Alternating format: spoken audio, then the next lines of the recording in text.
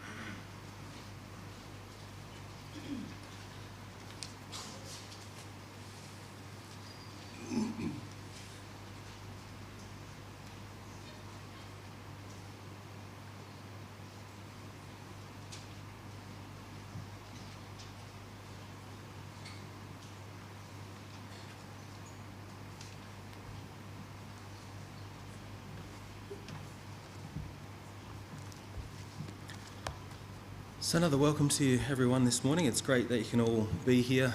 It's been a busy week.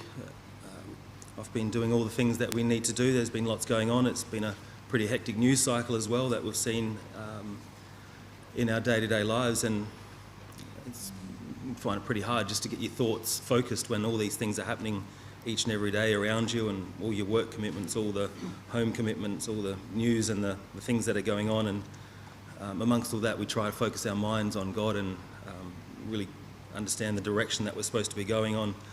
So it makes you really understand the importance of why we were told to come together and remember these things. And so we've actually got this time now just to be quiet and be still, and just to focus our minds and our thoughts together here this morning. So let's make the most of our hour and a half here, and let's really do our best to pull ourselves away from the day-to-day and just be here in the moment this morning. Our first hymn is a perfect summary of what we're talking about in that regard, and leads us into the words of our exhortation by Brother Ben. Our first hymn this morning is number 360, and then prayer.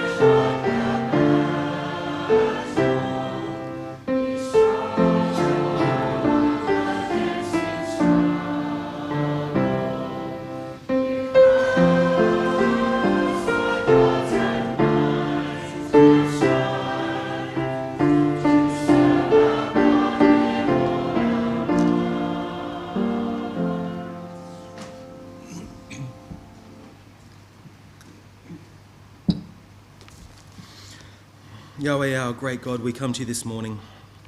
We get together as an ecclesia. We've taken time out of a busy week to come to this hall to find some quiet, to be around people who share the same love for you, and most importantly, remember the things that you've done for us. It's a privilege that we don't want to take for granted. It's only through your love and through your grace that we can be part of this hope and part of your kingdom, the things that you've given us. You've given us your Son and made a way of us for salvation. So we thank you for this morning, that we're able to be here and we can remember this. And we're grateful that you haven't left us to ourselves because we'd fall and we'd fail, but in your love and through your grace, we can be lifted up each day and we can be given the forgiveness we need. So we come here this morning to remember these things.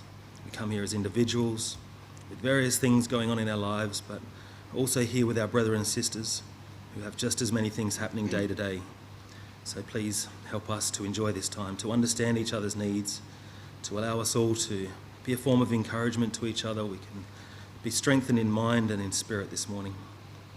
So please help us and guide our thoughts in the things that we do. Please guide and focus the words, your words this morning through Brother Ben, that we can be encouraged, we can remember the true calling in our lives, and we can remember the salvation that we can get through your Son on the table here this morning. So we give you our thanks. We pray to you this morning now, and we do this in Jesus Christ's name. Amen.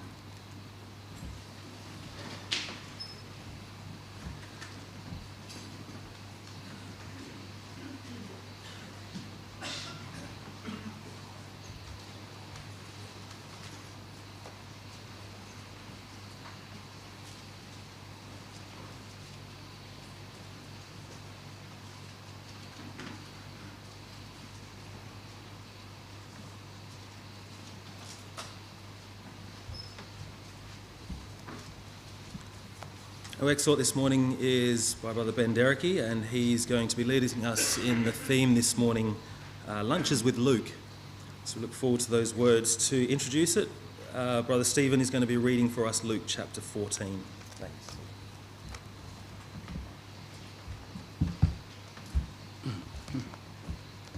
Luke chapter 14, healing of a man on the Sabbath.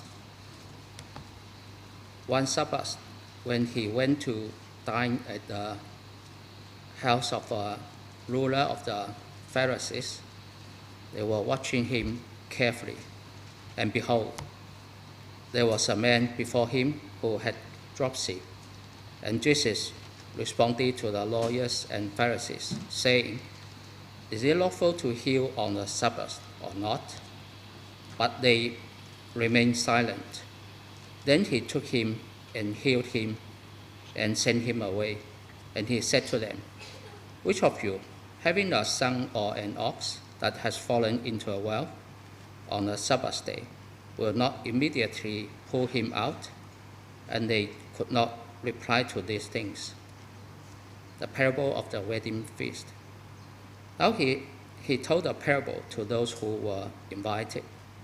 When he noticed how they chose the places of honor, saying to them, "When you are invited by someone to a wedding feast, do not sit down in a place of honor, lest someone more distinguished than you be invited by him, and he who invited you both will come and say to you, 'Give your place to this person,' and then you will begin with shame to take the lowest place.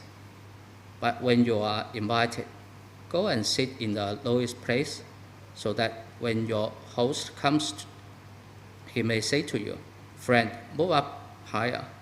Then you will be honored in the presence of all who sit at a table with you. For everyone who exalts himself will be humbled, and he who humbles himself will be exalted." The parable of great banquet. He said also to the man who had invited him, "When you give a dinner or a banquet, do not invite your friends or your brothers or your relatives or rich neighbors. Lest they also invite you in return and you'll be repaid. But when you give a feast, invite the poor, the crippled, the lame, the blind, and you will be blessed, because they cannot repay you. For you will be repaid at the resurrection of the just. When one of those who reclined at the table with him heard these things, he said to him, "Blessed is everyone who will eat bread in the kingdom of God." But he said to him, "A man once gave a great banquet and invited many. And at the time for the banquet, he sent his servant to say to those who had been invited, 'Come, for everything is now ready.' But they all alike began to make excuses. The first said to him, I have bought a field, and I must go out and see it. Please excuse me." And another said, "I have bought 5 yoke of oxen, and I'm going to examine them. Please excuse me." And another said, "I have married a wife, and therefore I cannot come." So the servant came and reported these things to his master. Then the master of the house became angry and said to his servant, "Go out quickly to the streets and lanes of the city, and bring in the poor and crippled and blind and lame." And the servant said, "Sir, what you commanded has been done, and still there's room." And the master said to the servant, "Go out to the highways and hedges and compel people to come in, that my house may be filled. For I tell you, none of those men who were invited shall taste my banquet." The cost of discipleship. Now great crowds accompanied him, and he turned and said to them, "If anyone comes to me and does not hate his own father and mother and wife and children and brothers and sisters, yes, and even his own life, he cannot be my disciple. Whoever does not bear his own cross and come after me cannot be my disciple. For which of you, desiring to build a tower, does not first sit down and count the cost, whether he has enough to complete it? Otherwise, when he has laid a foundation and is not able to finish, all who see it begin to mock him, saying, 'This man began to build and was not able to finish.'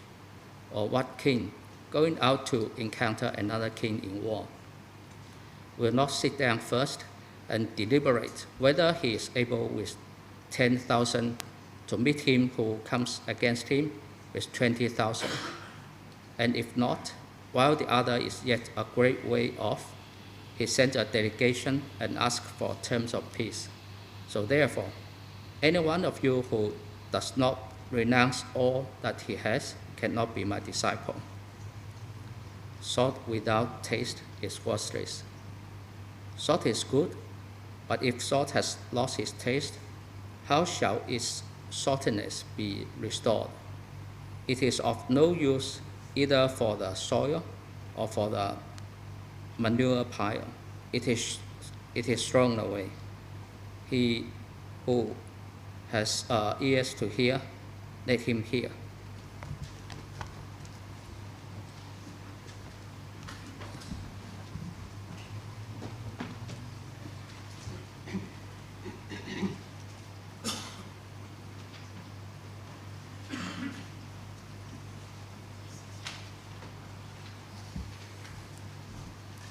I have got one visitor noted down to welcome, Brother Michael Heineman. It's great to have you with us this morning as we get together here at Gosnells.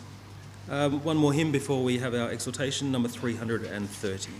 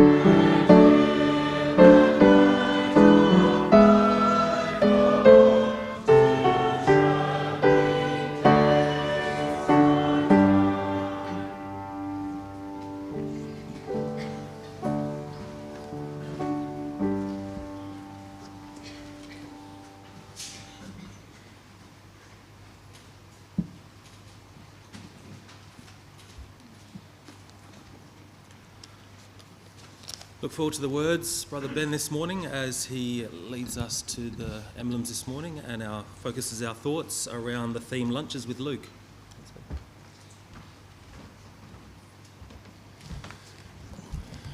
Thanks, Jace. Brother Jason. Good morning, everybody.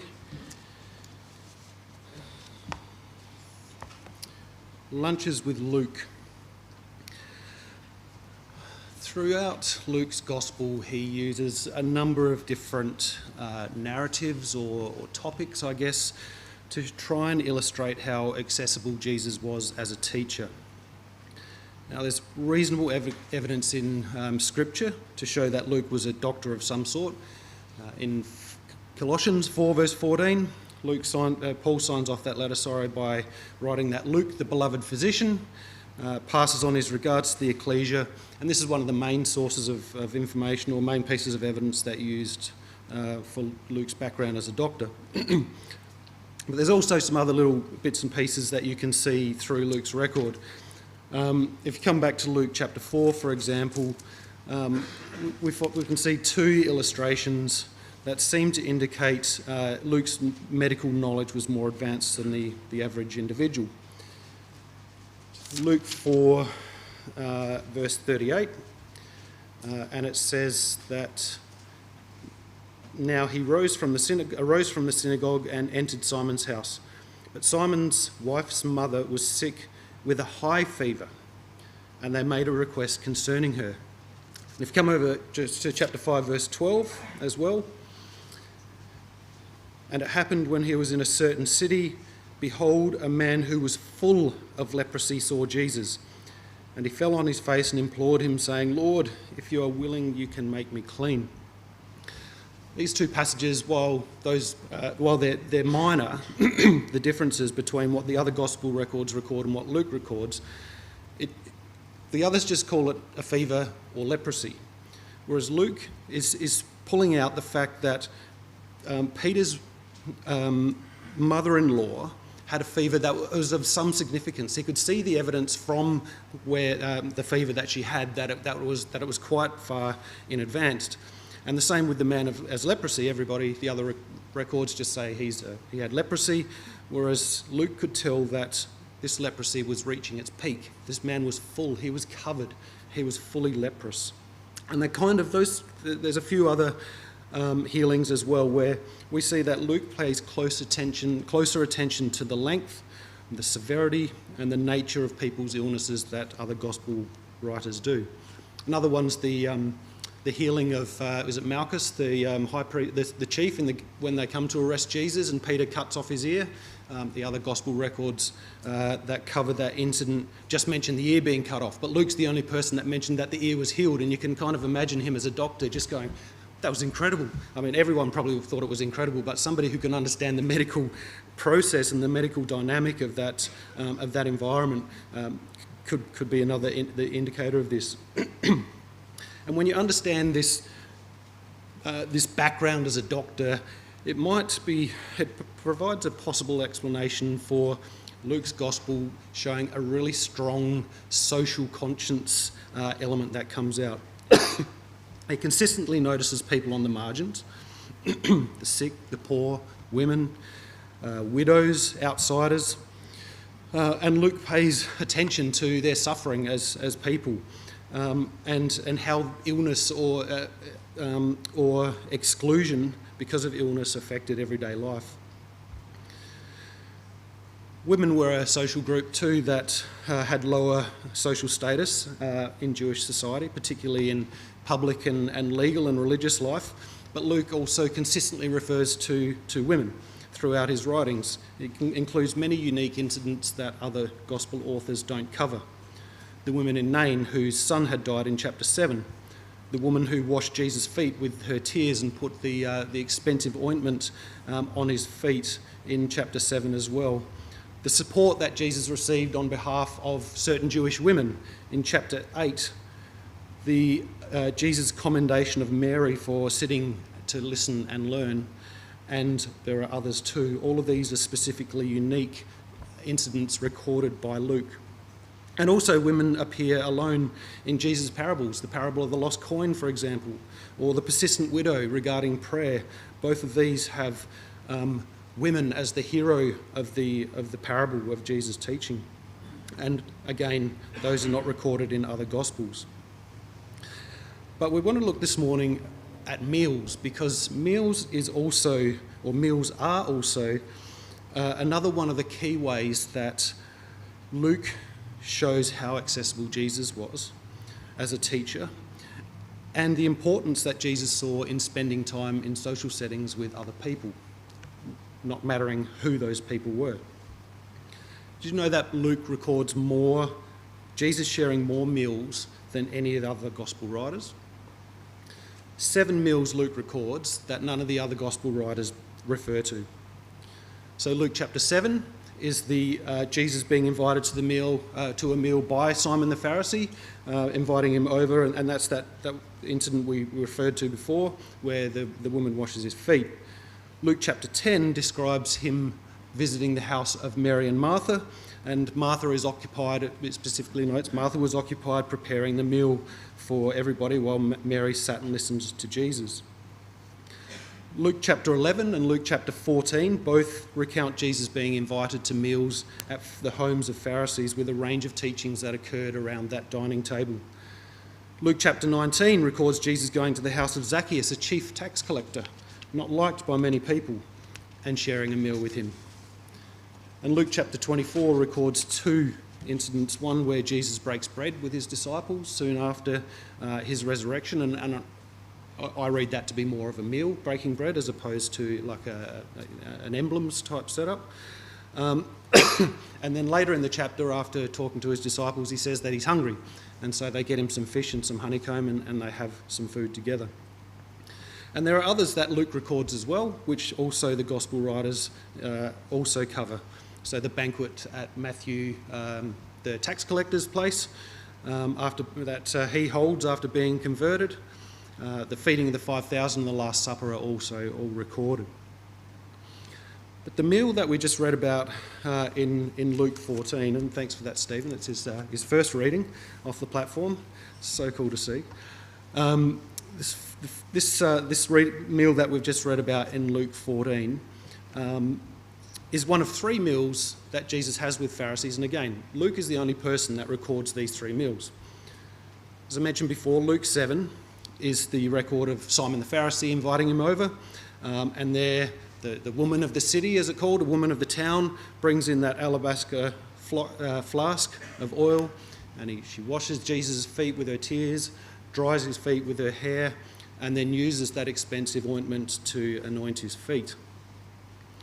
Chapter 11 also records that Jesus is invited again by a Pharisee, and I kind of wonder how those conversations went, whether the Pharisees used one of their servants to say, you are hereby invited to Simon the Pharisee's place for dinner, or if in conversation after, some teachings, one of them he walks up to Jesus and has a bit of a chat about his teachings and says, look, do you want to come over for lunch on Wednesday, sort of thing.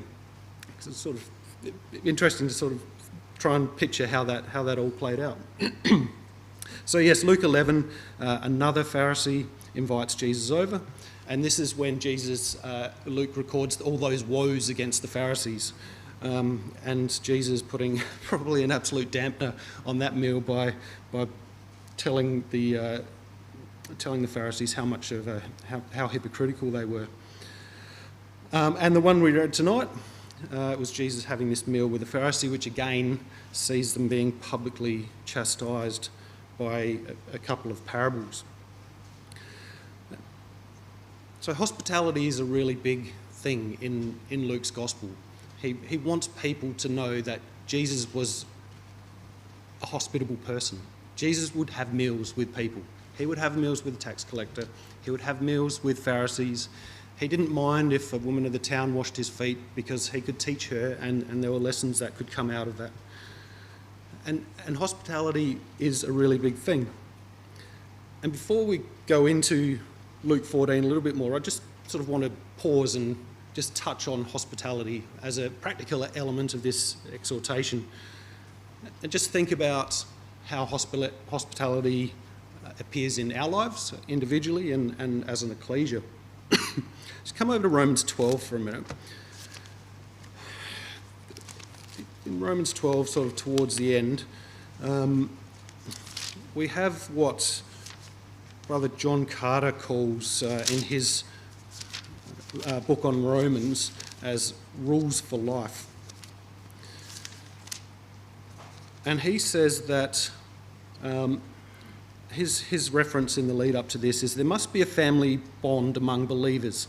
As there is a kinship between them, so they must exhibit the affection that belongs to those akin. So putting that in today's language, what he's saying is that there's got to be a genuine family bond amongst believers. Because we are related as a family, we should therefore show the affection that between each other that naturally belongs in a family relationship.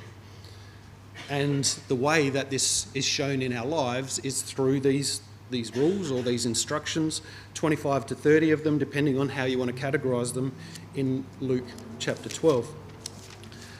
And in verse 13, we have this. So it's sort of halfway through this list of instructions: distributing to the needs of the saints and given to hospitality. I thought I'd look up that word to see what given to hospitality is about in the Greek. Try and get a bit more of a picture of what does given to mean. And what I found was as enlightening as it is unsettling. The word contains the idea of pursuing or persecuting. If you look up all the references through the New Testament, most of the times it's used is in the sense of persecution. So in John 15 verse 20, when Jesus is talking to the disciples, and he says to them, if they persecuted me, they're also going to persecute you. That's that same word. In Acts 9 verse 5, when Jesus appears to Saul on the road to Damascus and says to him, Saul, Saul, why are you persecuting me? I am Jesus who you persecute. That's that same word, persecution to hospitality. Acts 26, when Paul was talking to King Agrippa, and he says, he's describing what he'd done in his former life, and he says, I persecuted them even to foreign cities. That's that same word. Most of the occasions where this word is used in the New Testament are references to this same thing. And I think this clearly gives some insight into the level of intensity that Paul expects when it comes to hospitality. Probably not in the sense of kicking down doors and dragging people to your dining room table. That might be a little bit too given to. But in the sense of deliberately making room for other people, of actively looking for ways to include people, and treating hospitality as something that we pursue, as something that we do, rather than we try and do when it's easy or convenient. Because hospitality is really, as we would all know, is how we get to know people properly, beyond Sunday conversations or Sunday lunch conversations. It's where conversations can move that extra step past the small talk and into something deeper or something meaningful. It's where our stories can be shared, how our week's been, what we've been up to. It's where people's loneliness can be eased. And it's where people can experience the reality of community, the reality of family, of being part of a large family, of being God's family.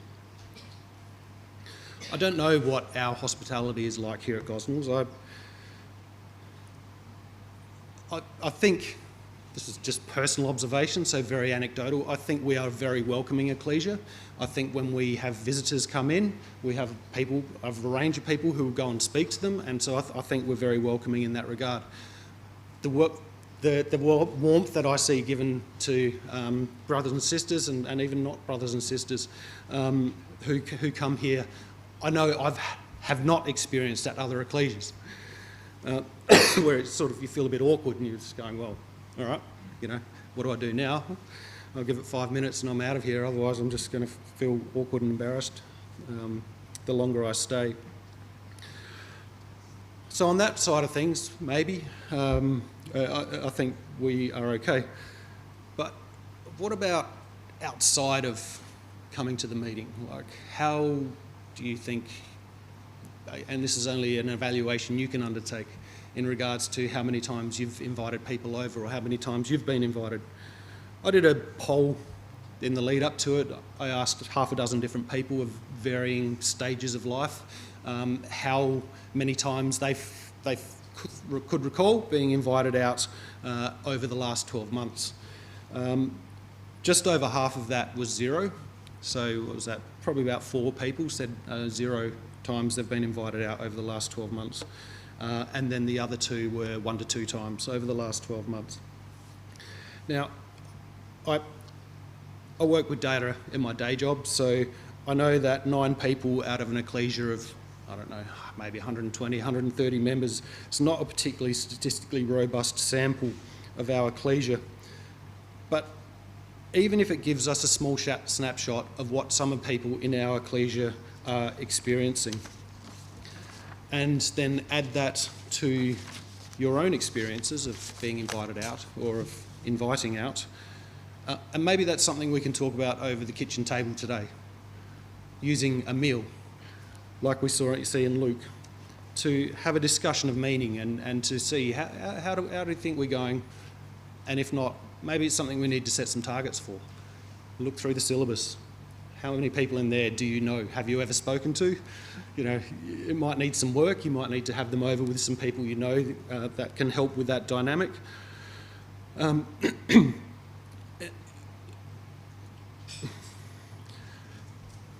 So, something to consider. And I also appreciate that in saying this, that there are many reasons why which might contribute to reduced levels of hospitality as well. Like cost of living pressures at the moment are astronomical. Fuel prices are through the roof, which, if you didn't know, has been my world since Iran was invaded through Fuel Watch. It has been absolutely chaotic. Age and energy levels, and young kids. We've got large cohorts at either end of the spectrum in our ecclesia, and those sort of things can make a difference too. Busy workloads. You know, people might be worried about their cooking skills. You know, I can't even fry an egg. How am I going to put on a meal for somebody? But biblical hospitality is never mentioned by, or is never measured by, what is put on the table. A cup of coffee, a walk around the Swan River or the Canning River, sections of the Canning or Swan with somebody, organising a table of people to go to the conference fundraising dinner on Saturday, this coming Saturday night. A meaningful conversation that stays with something. All of these things can have the same results as having somebody over for a full meal, and provide that level of hospitality and warmth and love that can come out of that experience. All through the New Testament, you see hospitality happening in ordinary, unperfect settings, not perfect ones. On boats in storms, in prisons after earthquakes, on the banks of the river, straight after Lydia being baptised, come and stay at my place. And they're like, no, yep, yes, just coming to stay at my place. Hospitality happens in a range of imperfect settings. And so, bringing that all back now to Luke 14 and the meal that Jesus shared with the Pharisee, when you sort of step back and look at what's happening from a natural and normal level, it's quite funny not funny, but I think it's quite interesting to see how natural and normal the circumstances of this whole meal took place. Because meals often become places where events or experiences or conversations resurface. Something that happened last week when you're sitting down for tea, sometimes that comes up. Or a conversation you had with somebody at work, and then you're over at somebody else's place for lunch, and a conversation's happening, and then, oh yeah, I was talking to this bloke the other day, and blah, blah, blah, and these sort of things come up.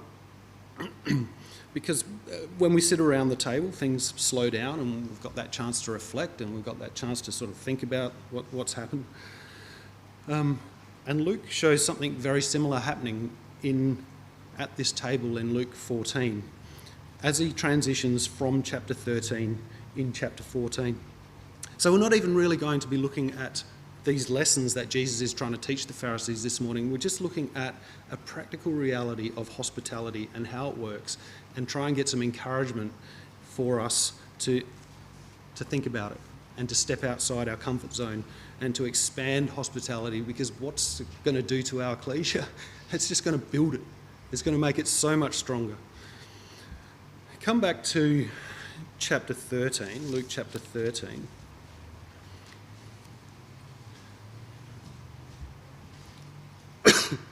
So this might be a week, a couple of days. We don't really know what this time period is when this event happens. But in Luke chapter 13 and verse 10, I'm just going to read this story, this event out. Now he was teaching in one of the synagogues on the Sabbath, and behold, there was a woman who had a spirit of infirmity 18 years and was bent over and could no way raise herself up. But when Jesus saw her, he called her to him and said to her, "Woman, you are loosed from your infirmity." And he laid his hands on her, and immediately she was made straight and glorified God. But the ruler of the synagogue answered with indignation because Jesus had healed on the Sabbath, and he said to the crowd, "There are 6 days which men ought to work. Therefore, come and be healed on them and not on the Sabbath day." What a comment. The Lord then answered him and said, "Hypocrite, does not each one of you on the Sabbath loose his ox or donkey from the stall and lead it away to water it? So ought not this woman, being a daughter of Abraham, who Satan has bound, think of it, for 18 years, to be loosed from this bond on the Sabbath?" And when he had said these things, all his adversaries were put to shame, and all the multitude rejoiced for the glorious things that were done by him.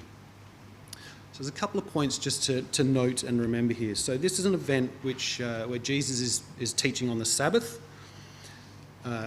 Jesus gets called out by the ruler of the Pharisee for healing that person. Jesus responds with an answer or an example that is just compassionate. It's just grounded in common sense. You'd take a donkey to water, wouldn't you, if it was thirsty? Like, just unhitch it, take it over to the water trough, let it have a drink, and then hitch it back. It's a small action which provides a whole heap of relief. Everyone probably did a silent nod. Yep, I'd probably do that. And then so Jesus says, well, how is me putting my hands on this woman to heal her of an 18-year infirmity any different to that? It's a kind, compassionate, small amount of effort to make somebody's life, to improve somebody's life. So then maybe a few days later, Jesus has another experience with the Pharisees, still in chapter 13, where one of them asks Jesus, look, are only a few people going to be saved when the end times come? And in verse 22,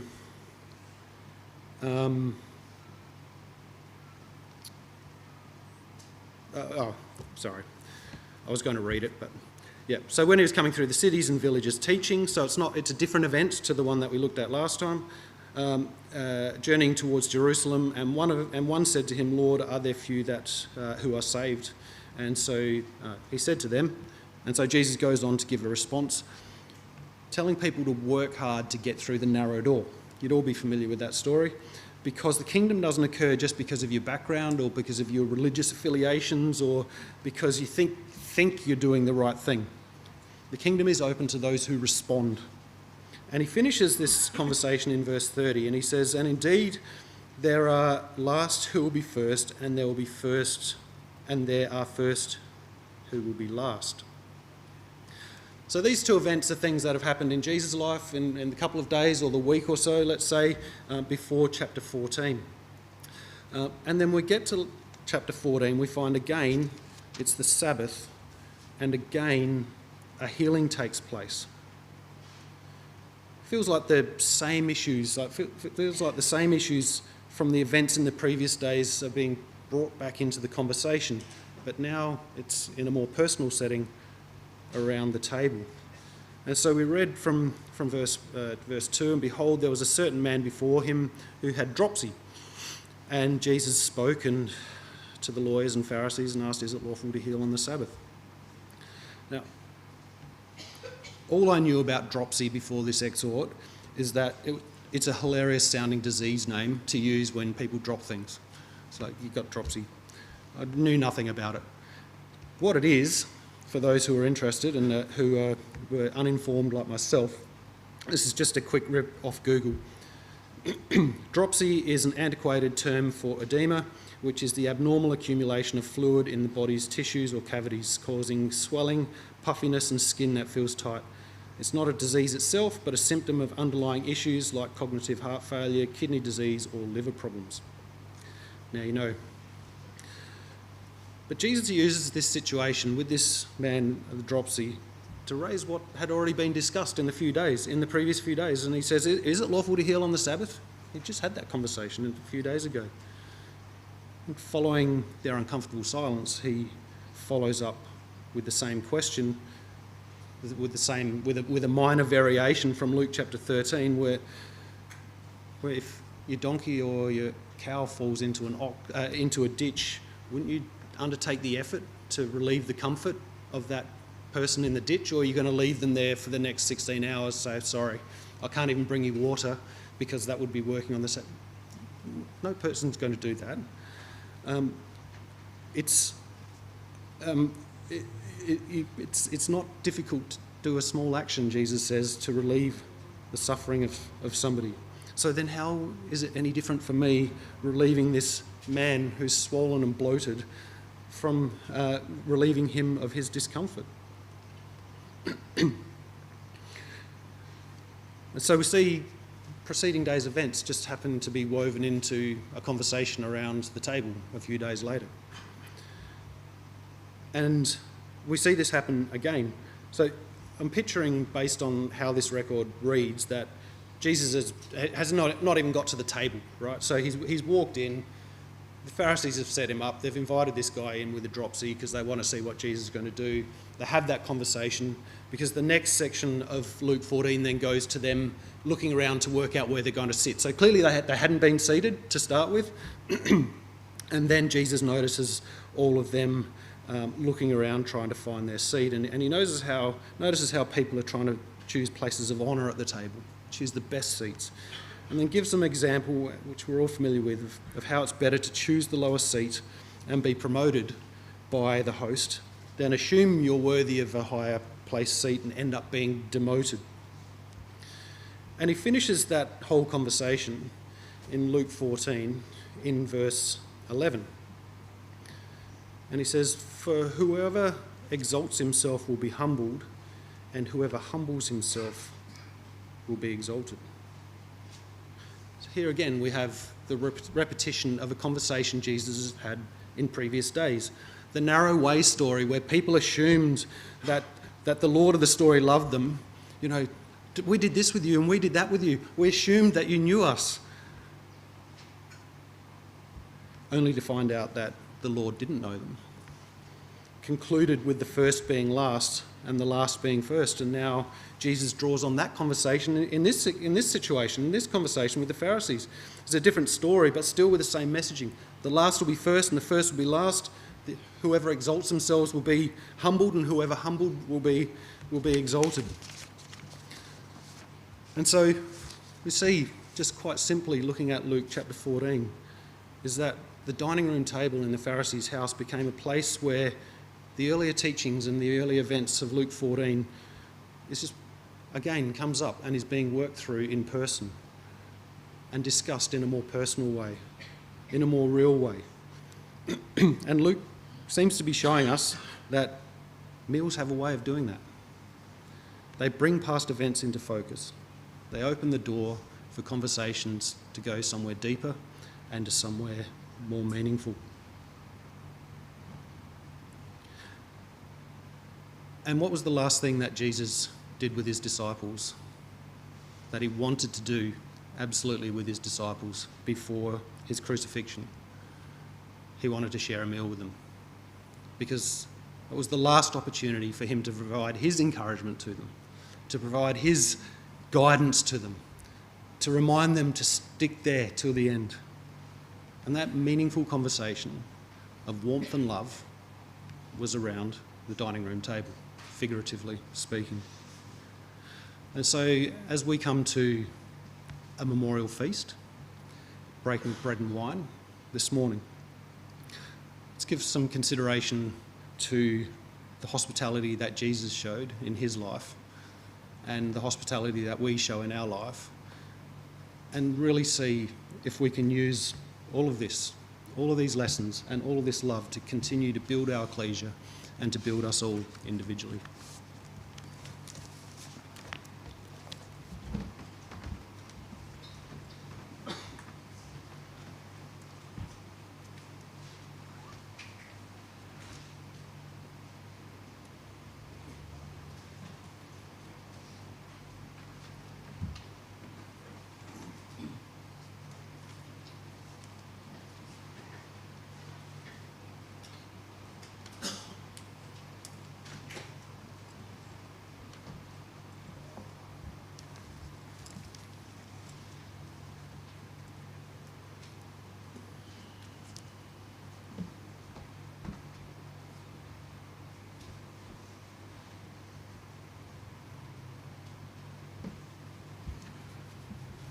Let's read those words that we have recorded for us of where Jesus was with his disciples. He said, I received the Lord, which I had also delivered unto you. The same night that Jesus was betrayed, he took the bread. He gave thanks, he brake it and said, take, eat. This is my body, which is broken for you. Do this in remembrance of me. After the same manner, he took the cup, and when he had supped, saying, he said, this cup is the New Testament in my blood. Do this as often as you drink this in remembrance of me. As often as you eat this bread and you drink this cup, you show the Lord's death till he come. Whosoever that eat of this bread and drink of this cup of the Lord unworthily shall be guilty of the body and the blood of the Lord. But let a man examine himself, let him eat of that bread and drink of that cup. But he that eats and drinketh unworthily shall eat and drink condemnation to himself, not discerning the Lord's body. And so he goes on. So we've been encouraged this morning, as our Lord Jesus Christ did, to come and to remember, to take these emblems and to understand and really focus on the things that God's done for us through the sacrifice of his Son. So let's take these emblems now, and let's firstly give thanks for the bread. Our great God, we come to you now as we take a moment to stop and consider the amazing life of your Son, the things that he did, the way that he lived, the way that he looked to others. 100% of his life, it was focused on others and the things that he could do to help and improve, and that he had that ability to go through with the things that was expected of him. He gave his life for others. He gave his life for us, and we're able to look to this example in our lives, and it's something that we can take encouragement from. The selflessness, the things that he did. He pushed down those selfless desires to do other things, but he focused on you and your expectations. So help us to try and do the same in our lives. Help us to focus on these things as best we can and use that example each and every day and keep it in the forefront of our minds. So we really are grateful for this sacrifice and for the things that he's done and the opportunity we have now to take this bread. So we give you our thanks, and we do this in Jesus Christ's name. Amen.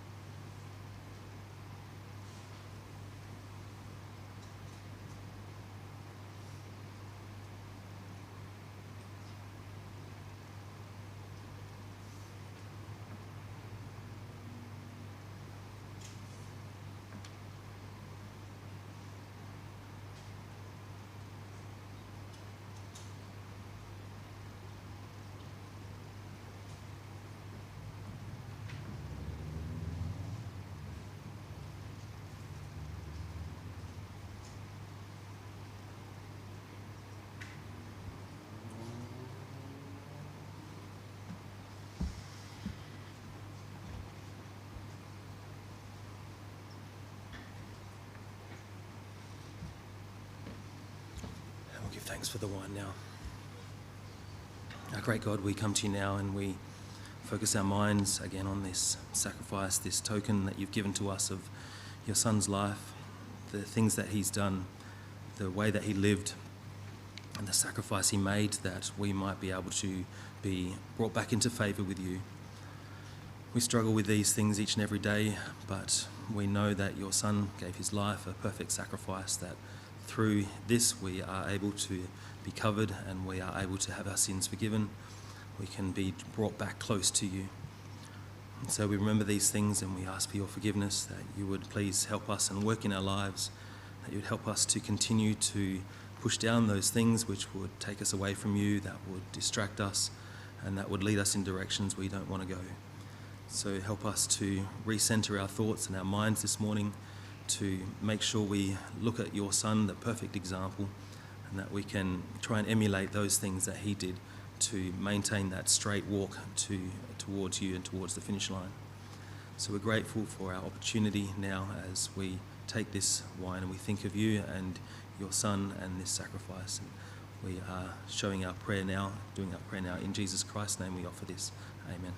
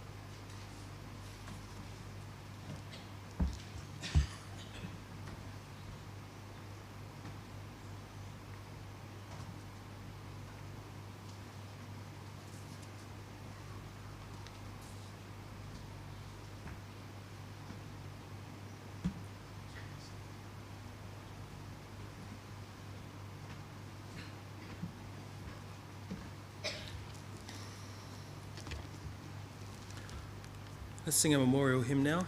As we bring our meeting to a close, let's sing the words of hymn number 341.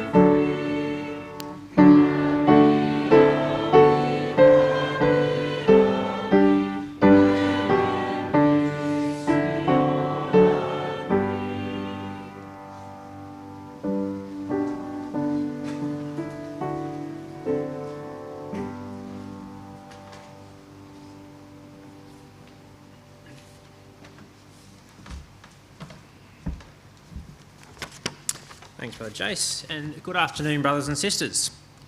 According to God's will, the following arrangements will take place. After the meeting today on glass washing, Sisters Mikhail Chapman and Glenda Skipper. Tonight at 6 p.m, the Chinese seminars will continue. This coming Tuesday night, that's the 24th of March, at 7:30 p.m. in this hall will be the monthly AB meeting. This Wednesday night, there's no class in this hall due to the combined classes for the year that will take place at Heritage College. The speaker this week will be Brother Chris Bailey, where he'll continue to the overall theme, Old Testament Ambassadors of a New Kingdom. Brother Chris will be looking once again at Daniel chapter 3 this time, and his theme is Daniel's three friends. Next Sunday, the 29th of March, there's Sunday school at 9:20. For the memorial meeting, the chairman will be Brother Kushal. To exhort, Brother Dan Jolly. Reading will be myself. On the piano, Sister Catherine.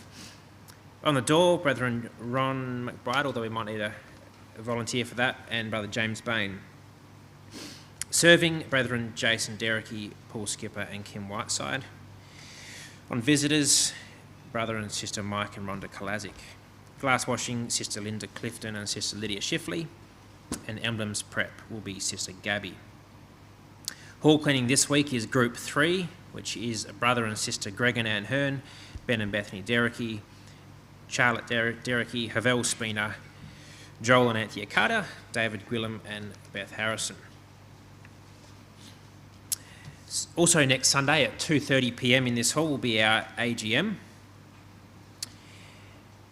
At 6 p.m, there will be the Chinese seminars as well as a foundations night, which Brother Neil Stagg will lead on the topic of Ezekiel 37. The chairman for next Sunday night is Brother Ben Carter. And on supper, Sisters Gadine Jansen, Esther Carter and Catherine Carmody. By way of fraternal announcements, another reminder that in the foyer is the table with the lost property that was there last Sunday. Please have a look over the table to check if any of it belongs to you, because after today, any items left over will be disposed of. Following on from the advertisement given by Brother Ben during his exhort, there will be a Perth Youth Conference restaurant dinner this coming week. I'll send another email around to advertise that with all the other details. This Friday night, the 27th of March, the Perth Youth Conference will be a combined talk that will be here in Gosnells Hall. And another final announcement that next Sunday will be our AGM. So if you have any reports to send, if you're the secretary of a committee, please make sure you send your reports through to Recorder so they can be distributed to the members prior to that date. We've also received a message from Brother Graham and Sister Yvonne Wilson just regarding an update to Matt following his accident last Sunday. It reads as follows: "We want to thank the brethren and sisters for their love and support during a stressful time. God bless you all.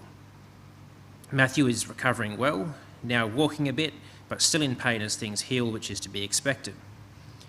He has now been allowed by the hospital to convalesce at home under strict guidelines as he heals. He's recovering well, but will be wearing a spinal brace and other supports for a few months yet. Things have greatly improved, thanks be to a merciful God who overshadows us all. Love from Graham, Yvonne and Matthew." A warm thank you to our visitors this morning and people who have shared fellowship with us. Please take with you the love of us all here at Gosnells. And finally, the collection this week is the General Fund.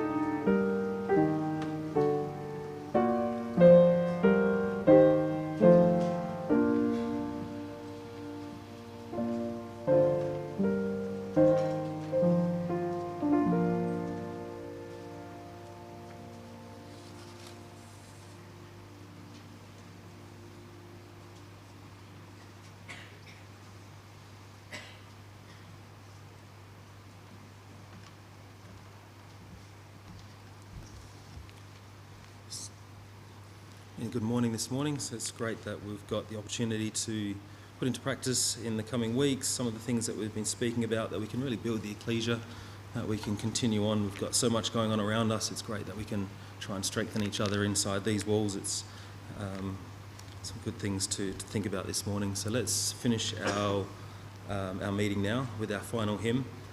Some great words as we do this. Our final hymn is number 436.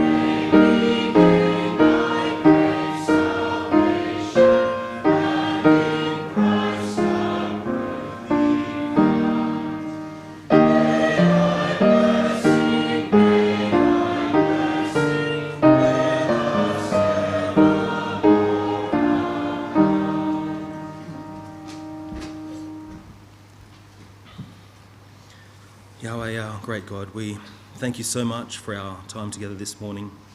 It's really special that we can get together in this hall, the ability to stop and to think on the life of your Son, the things that he did, the things that he taught, the saving abilities which have come through this. We're able to have the ability every day to read the Bible. It's filled with some awesome examples of people who have lived their lives before, situations similar to ours, the things that we've experienced, different lifestyles and environments, but similar obstacles and things that are relevant for us. So please help us to look to these things every day so we can find ways to learn from this, so we can push through circumstances, we can find encouragement to lean on. The opportunity to remember the importance of having each other to lean on and to learn from and to encourage along the way. Day to day, we've got plenty of things in our lives going on around us. We often get caught up in this. We forget about you, we forget about our brethren and sisters, we forget about the families around us in this ecclesia. So this morning we've seen the importance of this, the importance of unity. You've started a work in us, you've given us your attention, and you give us this every day. You love us and you look after us, and we ask that you would please help us now then to do that to others. We can care for them and guide them, we can help them and encourage them, all those things that we need to do as we wait for your Son's return. And we do this, we look around the world, we can see so many things going on, and it's pretty hectic, but we know that we can look at these things in confidence, that you are bringing to plan your purpose with this earth, and that you have world affairs in order, and is something that we can take encouragement from as we wait for that day when you will send your Son back to this earth, which we do pray will be soon. So please guide us in every aspect of our lives, those that are sick and struggling, those that might be ill. We ask for your continued encouragement over them and your encouragement on us, that we can be a direction, we can give them direction, and we can help and be an encouragement wherever we can. So we finish our meeting there now as we begun with our prayer and our gratitude and our thanks, and we ask that you dismiss us with your blessing and fill our hearts with joy and peace in this week to come. So we give you thanks, we pray to you now in Jesus Christ's name. Amen.